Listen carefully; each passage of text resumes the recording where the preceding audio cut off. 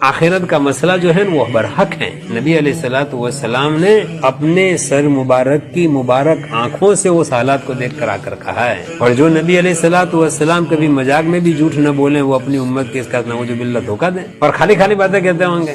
حق ہے، یہ حق ہے، اس لیے اس پر ایمان ہے ہمارا. تو یہ لوگ تعجب کرتے تھے کہ ایک نئی زندگی میں خدا اٹھائے گا، ہم کو سمجھ میں نہیں آتا ہے. اس لیے ہمارے یہاں مردے کو جب دفن کرتے ہیں نا تو 3 مٹھی مٹی ڈالتے ہیں. اس میں ہم کیا کہتے ہیں؟ یہ تو کہتے ہیں منہا خلقناکم، اسی سے ہم نے پیدا کیا. منہا خلقناکم، اسی مٹی سے ہم نے تم کو پیدا کیا ہے. اس کا میننگ یہ ہے وفیہا نعیدکم، آج اسی مٹی میں ہم تمہیں واپس لے جا رہے ہیں. ومنہا نخرجکم تارۃ اخری، اور اسی مٹی سے دوبارہ تم زندہ کیے جاؤ گے.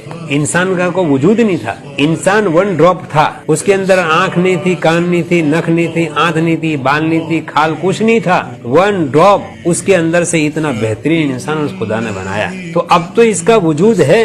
میڈیکل ایسا کہتا ہے کہ آدمی کے شریر کا پورا ڈھانچہ مٹی ہو جاتا ہے. کروڑ رجو میں ایک ہڈی ہے، وہ مٹی نہیں ہوتی ہے، وہ ہڈی جو رہتی ہے. اللہ کے لیے تو کوئی ضرورت نہیں ہے کہ ہڈی ہو، لیکن اب تو ہڈی ہے. پہلے کچھ نہیں تھا پھر پیدا کیا، اب تو ایک ہڈی بھی ہے. اس ہڈی سے خدا دوبارہ پیدا کر دے گا. اس کے لیے کوئی مشکل نہیں ہے، اس کا تو امر ہی وجود ہے. ہو جائے گا.